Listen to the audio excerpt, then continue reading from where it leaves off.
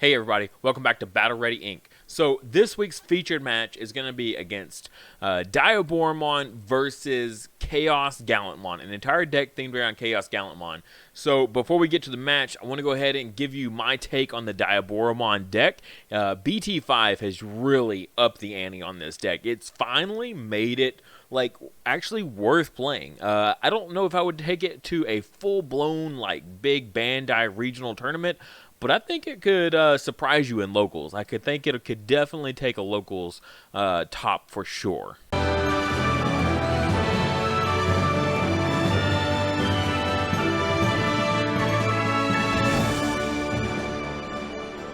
Also, don't forget our Patreon reward this month is Tanamon. For all you green players out there rocking the green OTK, if you don't want like a Yokomon like everybody else has, something a little more unique would be a Tanamon. This is, again, for August, so these will ship out at the end of the month, and then everyone that will get one of these little guys, super cute, handmade out of clay by my wife. This is our prototype so far. I think we're going to go back and change the leaves on these guys, just not quite what we were wanting, but this is like the base foundation of what it's going to look like. Also, if you haven't already, check out the video that I just posted, I believe yesterday when this is going to come out. It's going to be for our 2,000 subscriber giveaway. Going fast. We're about to hit the mark. We're less than 75 off. I think in one day we got like 50 subscribers. So gonna go really quickly. I'm gonna wait even after we hit the 2K subs. I at least want to give that video one full week in rotation before I do the giveaway. So definitely get in on that if you haven't already. Just go like the video, be a subscriber, and just make a comment. Anything you want. And you'll get thrown into the giveaway. And the giveaway is for one of my Battle Ready Inc. Black mats. I'm the only one that uses the black one, so no one else will have a black one besides me and the winner. So that's like how rare these things are. Because my Patreon reward one is all white. So what I really like about this deck is, unlike a lot of other decks that are in the format, they're very kind of linear on the plays that you can make, as well as the includes of your choices of Digimon. There's a reason that we're at way over on our 50 card limit for the deck right now on screen, and that's just because there was a ton of different cards that I could have included in place of others. There's lots of different spots in the deck that just kind of are flex spots where you can just kind of run whatever you feel would be best for the deck. But let's go ahead and dive into what my initial thoughts are here. So first off, our first egg is the Sumimon. This is from BT2. This is the original one that we had.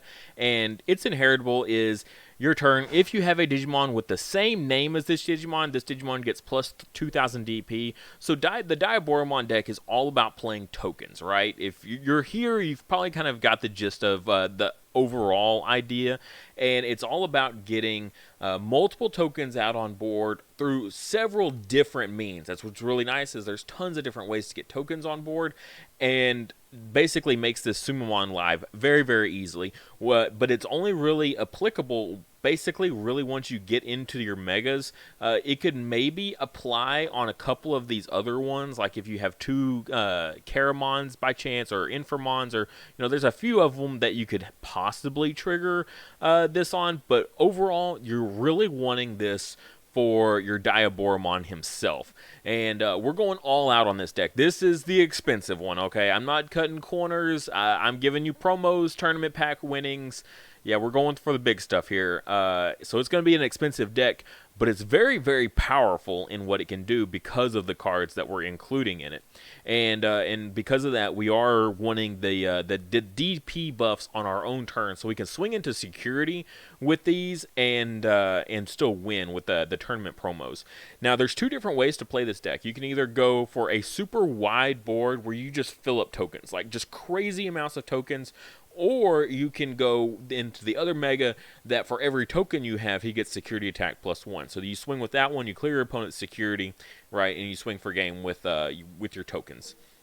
So, but what's really nice is even if you play like the OTK route, or not really OTK route, but he's not a full OTK, but if you play the security +1, basically the deck is the same. So you can go with both routes in the same deck, just with your megas at the end. Whichever one you want to play the more copies of is basically kind of determines your overall strategy. So that's what I really like about this deck, is I can play both strategies in the same deck and it still feels really good. Next up, we got the Sumimon here. Now, if you're going for just a super wide board and you're not going to play the tournament promo Diaboromon, you might swap the ratios on these eggs, because just the when attacking here, this could be a little bit more beneficial, just getting a little bit more draw power, making the deck a little bit more consistent overall. Very easy to trigger this ability, because pretty much the whole deck just about is unidentified, so you'll pretty much always be getting that draw 1. And this came out of BT5, so this is our newest Sumimon for the collection. So very cool, but if you're going to want to run the OTK, I recommend this guy for that plus 2000 DP, because that's going to be super crucial. All right, our first Chumon here. This is the BT5 one, the new one. On play, reveal the top 5 cards of your deck. Add 1 Digimon card of unidentified in its type, and 1 Errata Tamer card from among them to your hand. So this is our searcher. Some of the best decks in the format are decks that have consistency boosters. We're not just talking about lots and lots of draw power, but more than that, some consistency boosters as well. Now, you might, depending on the deck, you might go like really, really heavy, like in a War Greymon deck, or just a Greymon deck in general, with the Agumons, playing the searchers for the Agumons. You know, you might go really, really heavy on those, but in, say, like a Lord Nightmon with the Kotemon, you might go a little lighter on the Kotemon. It just really depends on the deck. For this, though, I think this is great because, you know, we're picking up a Tamer as well as basically any Digimon in our deck, just about, as long as it's the unidentified one. Next up, and I do want to keep in mind that some of these, just in the DigimonCard.dev, they do say unknown on both of these. Remember, these are fan-made originally before the English release was originally made. So when they made this card, you know, they were doing it from scratch, and so it says unknown twice here, but these do have unidentified. I did have to actually go back and look and just verify on the physical cards. But this Chumon here is your turn. If you play another Digimon card that has the same name as this Digimon, draw 1. This isn't once per turn either. So if you keep making tons of Diaboromon tokens in one turn, you can just keep drawing. So I really, really like this Chumon. Also, I think it's another reason why I like the other Sumimon better, because we're getting the draw power. I'm not too worried about the draw power. Once we can get into one Diaboromon, we're going to get some decent draw power going on with the Chumon here. The Sumimon can just basically get you some early draws, potentially, if you swing with like a lower level one for whatever reason that you might. But this is really cool. A lot of these abilities aren't going to be once per turn, and you can abuse them so bad. But right now in the deck, this is our only hard play rookie. I like to have a little bit of hard play rookies. If I'm not running the vanillas, then I'd have to have on play effects. If I have the on play effects, then I can maybe cut down on the vanillas for the two drop. It's really personal preference. And I think that flex spot is going to be right here on this Chumon. We like the Chumon particularly because, one, it's an unidentified type, which will trigger a lot of our abilities, particularly like on the erratas, and as well as the search for the other Chumon here. You'll always have targets, which is really important. This one could be a flex spot for a vanilla, for a two-drop vanilla if you want. But my argument for this one is opponent's turn, this Digimon gets plus 1000 DP. Originally in black is a big blocker-filled deck, and this is one of the only sources to get 1000 DP on your opponent's turn.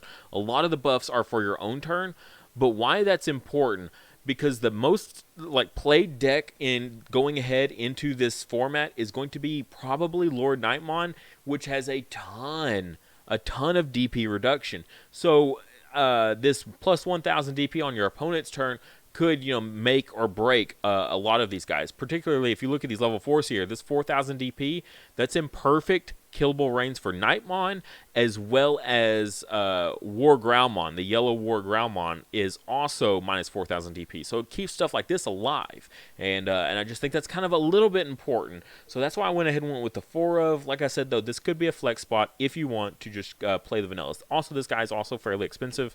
Or at least he was last I looked. He's probably not as much anymore, but still definitely, a card to look at. Next, we got Chumon here. Any deck that has a memory gain blocker is a must. If you have it in your color, play it. Yellow doesn't have it, and probably for the best, because they're oppressive enough as it is that they don't also need one of those.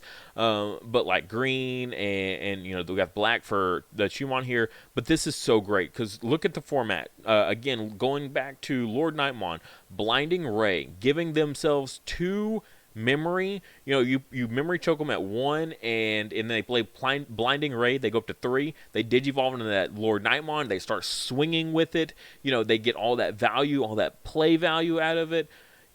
That hurts. So anytime you can stop that is super important. Blue, looking at like Hex Blaumon, right? They've got a Hammer Spark.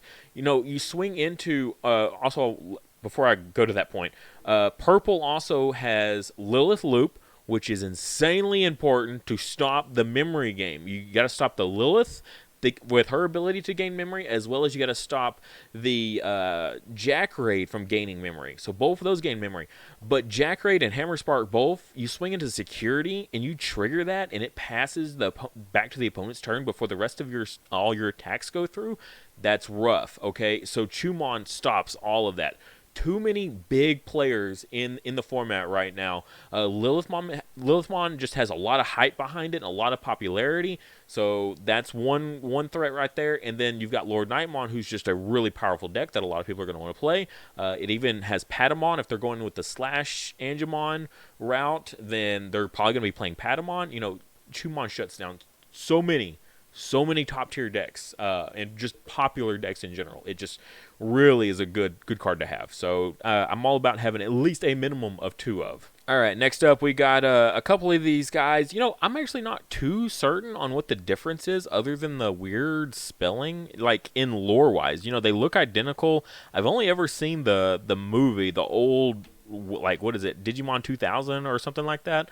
Back when, you know, Diaboromon was first announced or first came out. So I'm not really sure why there's 2 different ones with 2 different spellings. So if you know, definitely put in the comments, because I'm definitely curious. It's 2 cost Evo for level 4s. Already feels a little rough, but let's look at these guys and why it's actually totally worth playing a 2 cost Evo. All right, this first one here, your turn. If you play another Digimon that has the same name as this Digimon, get +1 memory.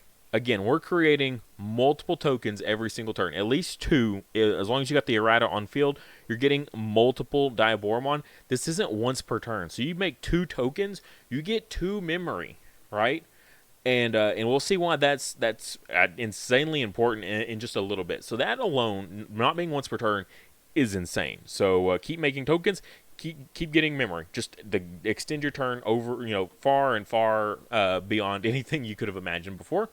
This next one, though, when digivolving, if you don't have an errata card in play, you may play 1 from your hand without paying its memory cost. So 2 cost Evo, you get to play a 3 cost Hammer for free. Now, if you already have 1, you can't keep doing it. So that's a bit of a bummer. Normally, you might think, well, you might want to cut down on this so you don't, like, spam it out.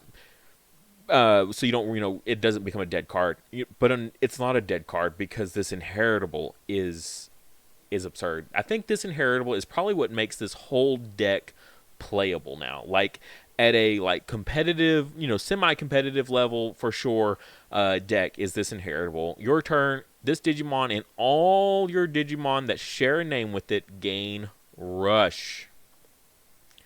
They all gain Rush. So all those tokens that you make that are all Diaboromon, they all get Rush when you digivolve.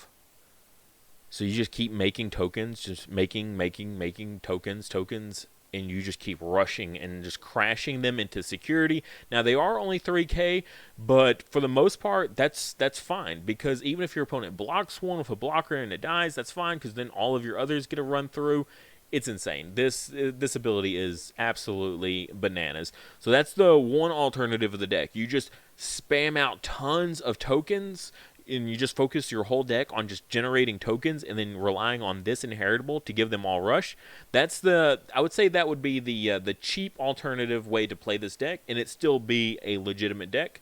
And then, of course, the more expensive one is still going to be the one that gives all the security attack plus. But I think being able to run both strategies in the same deck is still extremely nice. Now, for my last level 4, and this is going to be one of the flex spots that I did want to talk about also, I went with the Dark Tyrannomon just because it is a 1-cost Evo. We love our 1-cost Evo blockers. They're really nice. 5,000 DP, you know, if you're going against yellow, all that minus 4,000 isn't quite enough. They've got to put in some extra work to get the job done when it comes to taking these guys off the table. So I feel pretty good about 5,000 blockers still. The 6K, of course, there's still plenty of argument to run a 6K blocker instead, that 2-cost Evo. But again, I just like the 1-cost, especially if you're just trying to stair-step into something. You're just using it for evolution, like stair-stepping fodder. But he is a flex spot, so we'll come over some alternatives that you can play instead of him after we get through this. Next up, this is a tricky setup right here, is our level 5s. I like all 3 of these guys really well, really well. So first we've got the OG BT2 Infirmon here, and your turn, the cost to digivolve this Digimon into a Diaboromon from your hand is reduced by 1. Now, why is that so important? Originally in BT2, the Diaboromon was a 4-cost evolve. So even if you had a memory fixer that put you at 3 memory, it still wasn't enough. So you had to combine it with this Infirmon to reduce it down to a 3-cost. Now, I'm going to go ahead and spoil it. We're not playing the OG Diaboromon at all. It is one of our flex spots that we will cover at the end. But in the main deck, like in the original planning, not using it. But why is this so good? So the new Diaboromon, right, the Mega that we're going to go into here, is a 3-cost Evo, and when you Digivolve, you get to make one of the tokens. You combine that with an errata that when you Digivolve into a Diaboromon, you can suspend him to play a token, right? So whenever you Digivolve one of your Diaboromons here, you can suspend him and make an extra token. So if you go into this one here, you make 2 tokens. You combine that with this Chrysaliamon here, that's plus 2 memory. If he reduces it by 1, and you get plus 2 memory back, if you go into this, the new, just a regular rare Diaboromon, he's a free cost Digivolve into a Mega with that very, very minimal setup, which is something you're going to just want to go for most of the time. Even with, so you could, your opponent puts you at 1, you can go into him for free with that combo. Really, really nice. If you look at the security attack plus 1 right here, you can still get the combo off. It's a little bit, closer. So you still have the Infirmon reducing it by 1, so it's a 2-cost. You play the errata effect and play a token, just because that's what it does. It just plays a token when you Digivolve into a Diaboromon.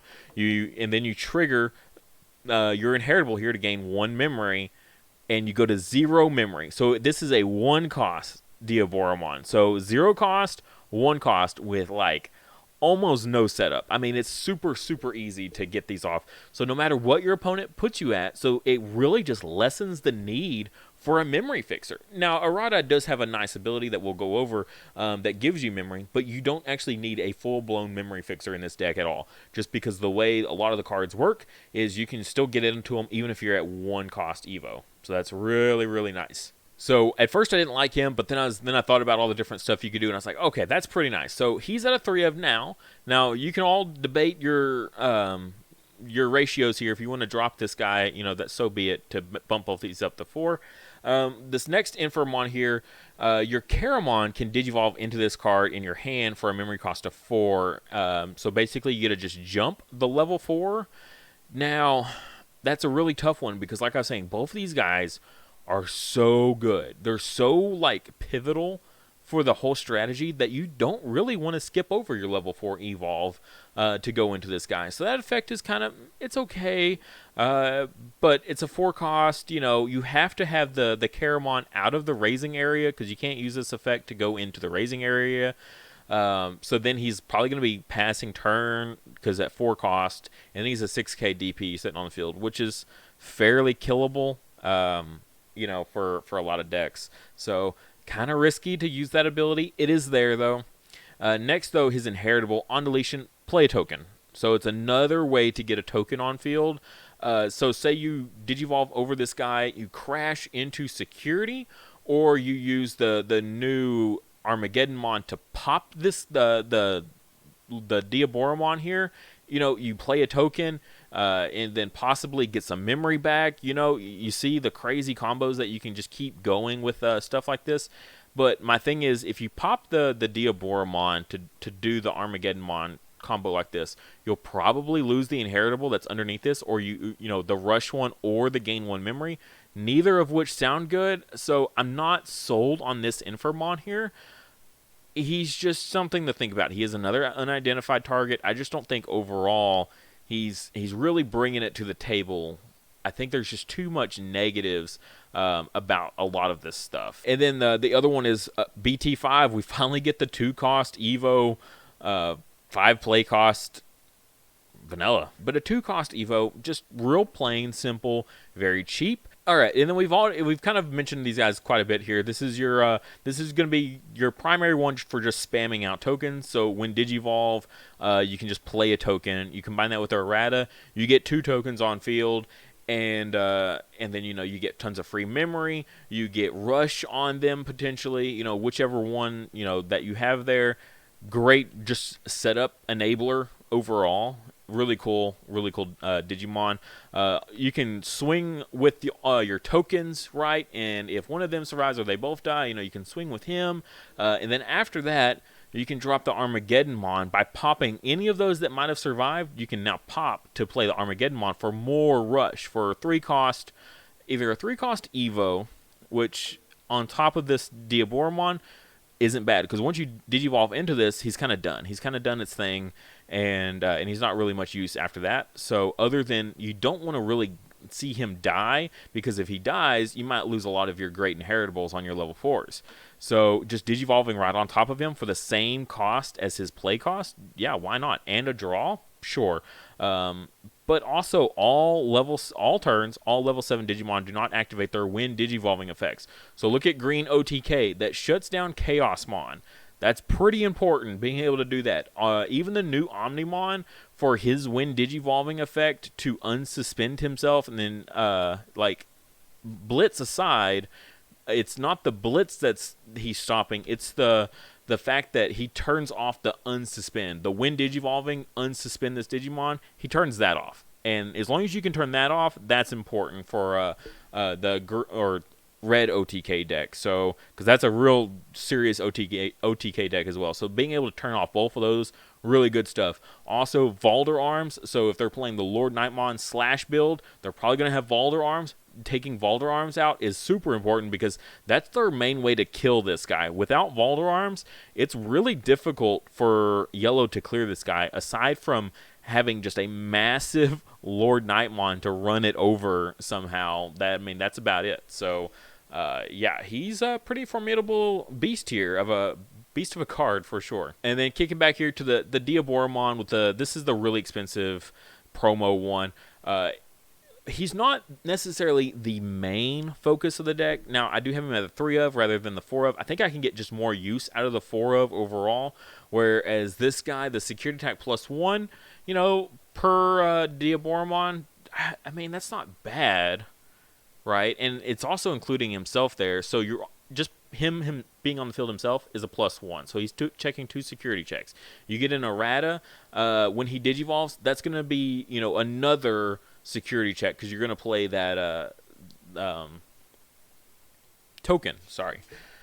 So yeah, he's swinging for a decent amount of security checks, not like a full OTK or anything like that, just based off of just that little bit, but still potentially very, very powerful. And then you give him +2k, so that puts him at 13. He's swinging over basically every mega in the format, aside from Nidhogg and Mastimon maybe? I can't remember if Mastimon's 13 or 12. I think she's 12. I think Nidhogg is the only 13 that might be sitting in the meta mega-wise. Now, your level 7s, of course, he's not going to be able to clear those, but there is an alternative card that we can play, and we'll talk about that to help him out here in just a little bit, and yeah, carry on. So The errata, we already kind of talked about his main effect here is just the suspending him to play Diaboromon tokens, but also start of your turn, if you have a Digimon card with unidentified in its type in your trash, gain 1 memory.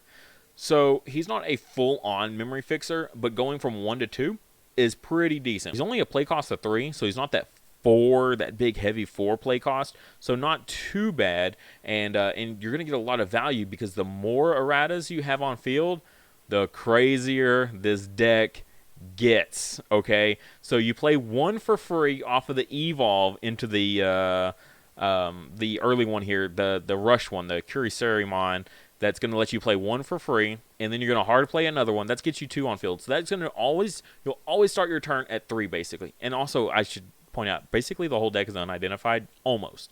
A huge portion of the Digimon are all unidentified, so proccing this is nothing. I mean, seriously, just crash one of your Caramons early game and call it good, and you'll always have your errata live after that. So, yeah, so you'll always be able to push yourself up, and that's insane, because even the duo tamers, sometimes you don't actually get to trigger their effects to get that +2 memory.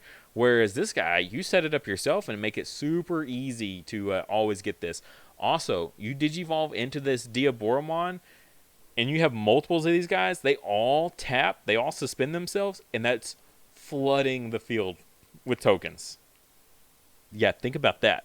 That there is an insane amount of benefit to having multiple tamers on field for once.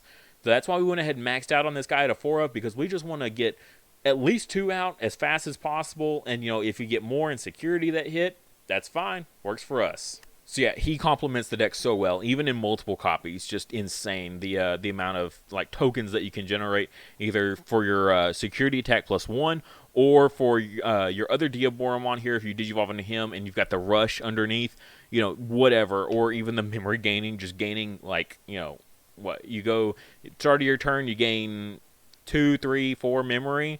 God, could you imagine having all 4 of these on field? Gaining 4 memory, Digivolve into this Diaboromon here, and then you're going to suspend all these. So that's 5 tokens you play that all have Rush. I mean, that's an OTK right there in itself. But also gaining 5 memory potentially off of the other Infamons, or not Infamon, Kirasarimon. Pretty nasty. All right, in our last 3 spots of the deck here, we've got Ultimate Flare as just an option card to play. We don't have a whole lot of removal here. We're not playing the Millenniummon. We're playing the Armageddonmon instead. So having some removal is pretty important. It's an 8 play cost. I mean, you're looking on par with a Gaia Force at this point. Trigger Digivolve 3, one of your opponent's Digimon. Okay, that's nothing special, but then delete all of your opponent's Digimon with play cost of 3 or less. So if you think about 3D Digivolve, so that's going to take a a Mega all the way back down to rookie state, which will probably kill it because a play cost of 3 or less is pretty much most rookies, and that's awesome. But even taking a level 7 all the way back down to a level 4, still not bad. It's still solid. Maybe if it triggered in security. I think I'd only activate this if I knew I was also going to kill the Digimon, but still almost a solid Gaia Force. So I have it as a 3 of here. That might be a little heavy. I mean, you could maybe argue cutting it down to 2, but I think for removal, especially it being the only real form of removal in this deck, that a 3 of is fair. Let's talk about our flex spots. We have tons of different things that we can play. Let's kind of go backwards here. Let's talk about our option cards here. Final Zubagon Punch, right? Combining this with the OTK, or not full OTK, but the security attack +1 Diaboromon. One of your Digimon gets +3,000 DP until the end of your opponent's next turn. Then, if that Digimon had 16,000 DP or more, that Digimon gets Blocker, Reboot, and Security Attack +1 until the end of your opponent's turn. So, you're thinking, well, how are you going to do that? So, +3,000 onto this guy, that's going to put him at 14. Now, if he has the baby underneath that gives him 2,000, that puts him perfectly at 16,000, which will trigger that security attack +1, blocker, reboot, and he's sitting at a big fat 16. So you swing in with 16,000, you're clearing every Digimon in security, okay? I mean, even OG 15k Omnimons, you're walking over those. And if you're that puts him at essentially probably 3-4 security attack pluses there. I mean, you could theoretically clear all 5 security with the Zubagon Punch pretty easily, just assuming there's not any crazy options in your way. If you're playing red-yellow security control, this deck is going to struggle. Being straight up, this deck will struggle. You're going to run into a lot of issues for sure. But it's still very, very cool, very, very powerful. And that would probably be like in place of like the ultimate flare here, just on option cards. Now, looking at number 3, or level 3s here, I did want to just mention the Gatsumon. He's a blocker, and he's cheap. 3 play cost, 0 cost evolve blocker rookie. I love Gatsumon. I think he's a very, very cool rookie. I think he's a very powerful rookie. Just having blocker on a rookie in itself is really good. You know, how many games have you played where like, dang, I need like 2 blockers or a recovery and a blocker, but that's a lot of memory. I can't get both off. Gatsumon is only a play cost of 3, which is pretty reasonable to hard play him and then play something else afterwards. Or just set him out early and just kind of sit there. He's a good counter to like green OTK, just being able to block a big 3 security check swing pretty easily. Basically, he's kind of in place of the Caramon here. Next up, looking at our level 4s, Numamon is just always an option. You know, he's a level 4, play cost of 3, so you can hard play him, immediately digivolve him into a level 5. Pretty cheap stuff. 1 cost Evo, you can't go wrong with a 1 cost Evo level 4. I mean, ever. So just something to consider. I think there's just what we settled on is pretty solid. The only argument is that Black Tyrannomon, and that's it. So if you want to play him over him, you could do that. But he is pretty wimpy. He will die pretty easy. But in theory, you should just play him and immediately evolve over him. Shademon. I don't know why no one's talking about Shademon here. So 2 cost Evo blocker. He is only 5k. That's a bit of a bummer. Also, he can't attack. So you're like, okay, well that's not the best. But security effect at the end of battle. So at the end, not at the beginning, like Zord defeat. The battle doesn't even happen, which sucks because he could totally kill anything that attacked into him. This, at least 5,000, you're killing some rookies there, a few level 4s in the game. At the end of the battle, play this card without playing a Spin Cross. Instantly get a level 4 for free on field, and it's a blocker. How many games has your opponent swung into security and like, I'm about to win, and then this guy pops out like, oh crap, okay, well now there's a blocker in my way and I can't actually push for game. So just a really neat include. I think it's at least worth mentioning. I don't know if he's quite the one I would go with for my last flex spot, just because you can't attack with him, which really sucks. And he's a 2 cost. I think if his DP was 6,000, I think he'd definitely be worth like a hard like consideration to go into. Speaking of 1 cost evolves, there's always Tankmon here. 6,000 DP, like I said, that's the sweet spot that we want to be at. That 1 cost Evo. We can digivolve this into the raising area or whatever. Even if we want to promote it, it dodges Nidhogg, which is still probably going to be in the meta. It's still a pretty reasonable OTK deck. It's really difficult for yellow to kill, so yellow needs multiple things. So they can say Lord Nightmon swings, it plays a Nightmon, reduces you by 4,000, and then they've got like their baby that reduces it by another 1,000. Still alive, can't quite finish it off. So 6,000 DP is pretty respectable for a level 4 right now, just with the current meta like it is. Now, this last one, I definitely want to mention this. I've seen some crazy shenanigans with this, like just shutting down the opponent so hard. I had locals the other night where I played against this, and it sucked, okay? I was playing Lord Nightmon, and I flooded my field with all these rookies, Bushi Agumon and things like that, and I couldn't swing with them because of this, we nicknamed him Washing Machine Mon, just because, he kind of looks like a washing machine, and he's a Digimon. But he's a blocker. On your turn, he can't attack. That's a bummer. 3 cost Evo on a level 4, you're thinking, what the crap? That's terrible. 4 play cost, that's okay, but would you really want to do that? Opponent's turn. When this Digimon deletes an opponent's Digimon in battle and survives, unsuspend it. Goodbye, Rookie Rush. You mean nothing to me now. You keep swinging, I'll keep blocking. Lord Nightmon, you keep swinging, I'll keep blocking with, or I'll keep blocking your rookies that you're playing. You know, it just really, really shuts it down. Now, of course, there's things like Spiral Masquerade that can clear them off, but if they want to waste a Spiral Masquerade to clear my level 4, okay, I played him for 4 cost, and I just, you know, he was a huge just deterrent because of, you know, you can't swing with all your little stuff. Even your level 4s you can't really swing with because that 6,000 DP, like I said, is very respectable. We do have the other Infirmon here. This is the promo that also came out around the same with the same Diaboromon. I do not like this. Hard play cost of 7 sucks. Okay, play cost of 7 in this game for a Digimon in the format like it is now is a nightmare. Like BT4, that was a death sentence. You did that in BT4. That's why Megazoo, you didn't see Megazoo do any tops because you gave that to Green OTK or even Yellow War Greymon, and they were going to run you over, okay? Giving them 7 memory to work with is just nuts. And all it does, when played, one of your opponent's Digimon D-Digivolve 1. That's it. 7 play cost to D-Digivolve 1. If you're going to play Zwart in the deck, that he could be, you know, good with that. But that is it. That is the only way that he becomes, like, even remotely a possibility is with Zwart. And Zwart just doesn't fit in this deck. As powerful as Zwart is, playing some level 5s, I mean, you're not really playing much of anything here. I guess you could play the level 4s are really nice, but then you got to Digivolve all the way back into a Diaboromon again. So Zwart just doesn't really fit the deck too well. So yeah, I'm not a fan of this Infirmon at all, but I did want to go ahead and just mention it. Same with the original Diaboromon here. That 4 Evo cost is just just disgusting. It's not fun. It's terrible, especially if we're not playing memory fixers in the deck, not like full true memory fixers and you got to combine it with the one that reduces his Evo cost. He's only a 10k DP. There's just so much going on with this deck that makes the other ones amazing and then him terrible.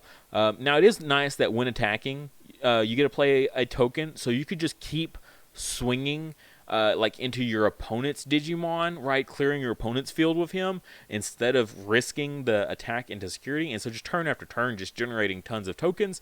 You know, there's arguments for that, but I don't think that's quite where the deck really wants to go. I feel like it's fast enough that, you know, once you start generating tokens, you should start pushing for game immediately.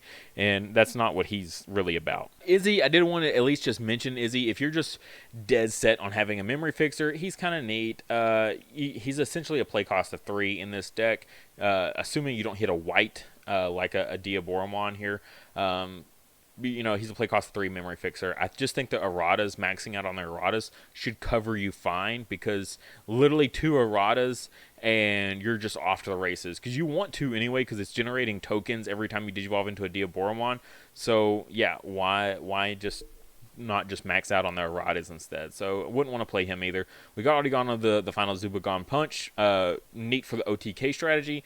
This tech card is bananas. I saw this in another video and it just blew my mind. Just to tech in a couple Starmons. So instead of the ultimate flare here, you can just rock the Starmon instead. And my helpers here are going to close out the video with me. But yeah, so Starmon is really just neat. It's only minus 1,000 DP. So at most you're going to get, you know, minus 3, minus 4, maybe a minus 5. Daddy? Yeah, that's Daddy.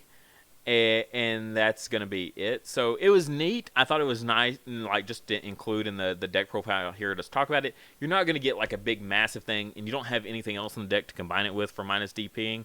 But you could just drop it and then swing over something with a Diaboromon that might be a threat. So kind of neat. Just something, I don't know, to at least just kind of laugh about and like, hey, that actually kind of works. And that's going to do it for the deck profile. I thought I'd zoom out this time and like show you the completed deck at the end just to help some people out.